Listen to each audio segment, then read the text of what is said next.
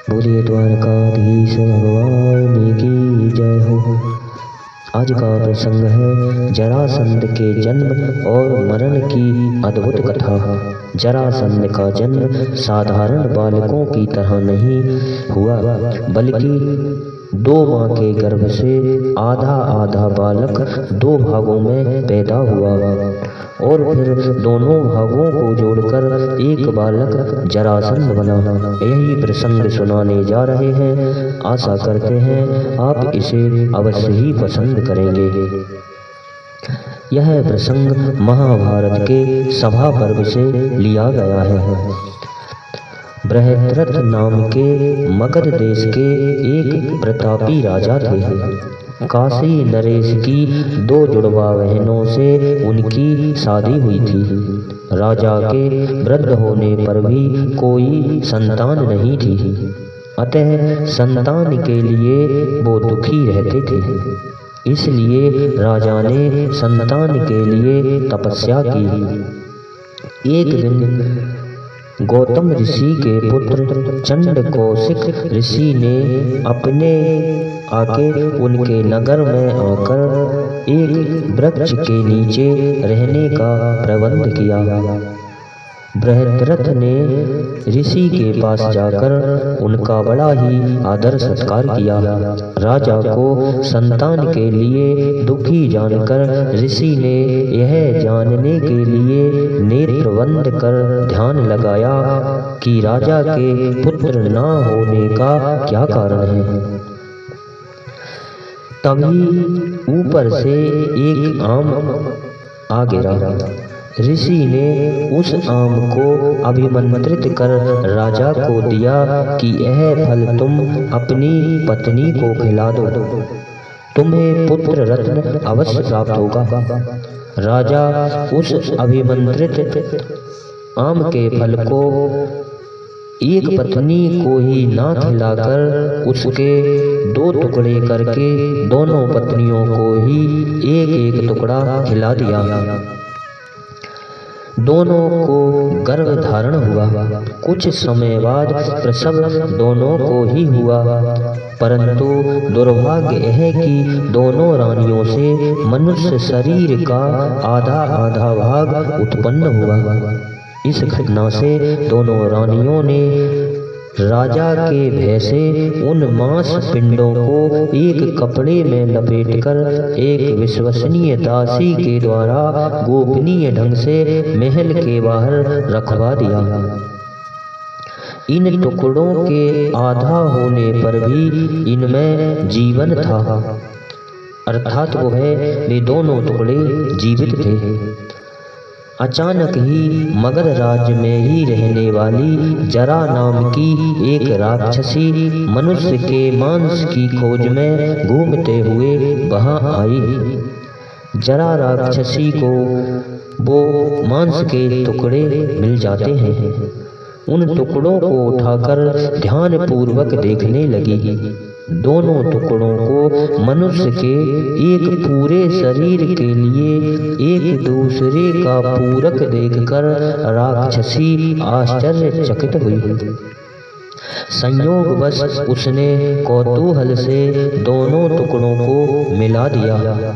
दोनों टुकड़े को मिलते ही एक पूर्ण बालक बनकर तैयार हुआ और बालक जरा राक्षसी के हाथ में खेलने लगा।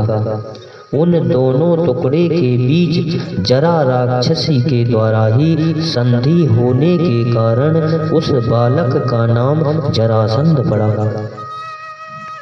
जरा राक्षसी राजा बृहद्रथ के राज्य में रहने व उनके कोई संतान न होने के कारण एक सुंदर युवती का रूप धारण कर बालक सहित राज दरबार में गई। राजा के हाथ में उस शिशु को सौंपती हुई बोली, यह बालक निश्चित रूप से आपका ही पुत्र है, इसे आप स्वीकार करें। राजा ने खुशी से उस बालक को ग्रहण कर रनवास में भिजवा दिया। राज्य में खुशी की लहर दौड़ गई। वही बालक आज अपने बाहुबल से एक छत्र राज कायम करना चाहता है।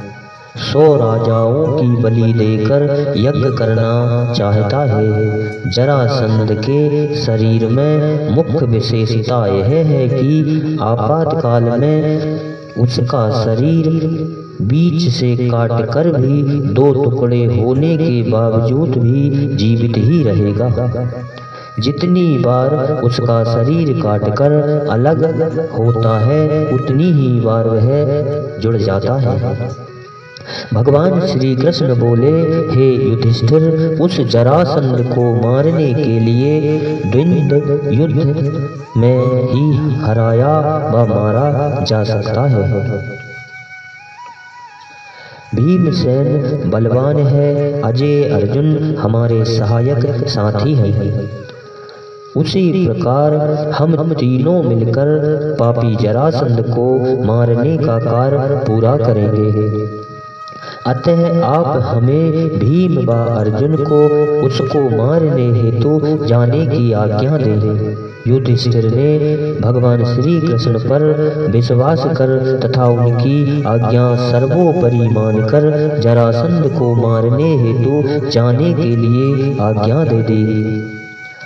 धर्मराज युधिष्ठिर की आज्ञा से जरासंध को मार डालने के लिए श्री कृष्ण, अर्जुन और भीमसेन ब्राह्मणों का वेश धारण कर बिहार, वृषभ, बराह ऋषि और चैतक नामक 5 पर्वतों से घिरी हुई जरासंध की राजधानी मगधपुर पहुँचे। श्री कृष्ण ने अर्जुन व भीम को वहाँ की भौगोलिक स्थिति के बेहतर होने तथा उस नगर की सुख समृद्धि आदि का वर्णन करते हुए मगधपुर नगर में प्रवेश किया। नगर चैत्य में बहुत बड़े 3 नगाड़े रखे हुए थे। उन नगाड़ों को राजा बृहद्रथ ने मांस भक्षक ऋषवासुर को मारकर उसकी खाल से मढ़वाया था।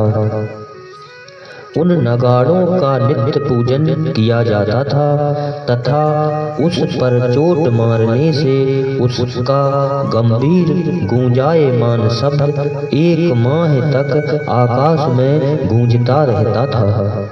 उस चैत्य को चुपके से नष्ट कर नगाड़े को फोड़कर भगवान श्री कृष्ण, अर्जुन व भीम जरासंध के समक्ष उपस्थित हुए। जरासंध ने उन ब्राह्मण वेशधारी अतिथियों का स्वागत कर कुशल मंगल पूछा। भगवान श्री कृष्ण बोले, हे महाराज, इस समय ये लोग मौन हैं। अर्धरात्रि के पश्चात ये बात करेंगे। जरासंध ने उन लोगों को यज्ञशाला में ठहरने की व्यवस्था करा दी। अर्धरात्रि के पश्चात जरासंध ने उन ब्राह्मणों के पास जाकर ध्यान से देखा और बोले, हे ब्राह्मणों, इस स्थानक व्रतधारी ब्राह्मण ग्रस्त जीवन धारण करने से पूर्व माला, चंदन व रंगीन वस्त्र धारण नहीं करते हैं तथा आप लोगों के अंगुलियों में धनुष की डोर की रगड़ का चिन्ह स्पष्ट दिखाई दे रहा है। मुखमंडल पर क्षत्रिय तेज की आभा है तथा आप लोग प्रधान नगर द्वार से न आकर चैत्य को नष्ट करके आए हैं। अपराध करने के बाद भी भय मुक्त हैं। सत्य सत्य कहिए, आप कौन हो? भगवान श्री कृष्ण बोले, हे धीर वीर पुरुष, शत्रु के घर में मुख्य द्वार से प्रवेश नहीं करते और ना उसकी कोई पूजा ही स्वीकार करते हैं। ऐसी हमारी वंशीय परंपरा है।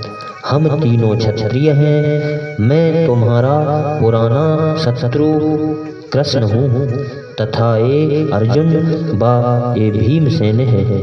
तुम राजा होकर अपने सजातीय भाइयों को बंदी बनाकर हत्या करना चाहते हो। यह तुम्हारा बहुत बड़ा पाप कर्म है। अब तुम्हें हम लोगों से युद्ध करना होगा। उन सभी कैदी राजाओं को छोड़ दो या हम तीनों में से किसी एक से द्वंद्व युद्ध कर यमलोक को जाओ। जरासंध अपने मंत्रियों को अपने पुत्र का राज्य अभिषेक करने की आज्ञा देकर भीमसेन से द्वंद्व युद्ध में भिड़ गया। दोनों भयंकर आवाज के साथ चिंघाड़ते हुए घूंसों और थप्पड़ों से मारकर एक दूसरे के प्राण लेना चाहते थे। यह युद्ध कार्तिक वदी प्रतिपदा से चतुर्दशी की रात्रि तक बिना खाए पिए अविराम चलता रहा। 14वें युद्ध के 14वें दिन भगवान श्री कृष्ण के उत्साह देने पर भीमसेन का उत्साह 4 गुना बढ़ता जा रहा था तथा जरासंध थकता जा रहा था। भगवान श्री कृष्ण ने भीम को कहा कि अब तुम देवबल और वायुबल को दिखाओ। इतना कहना ही था कि भीम ने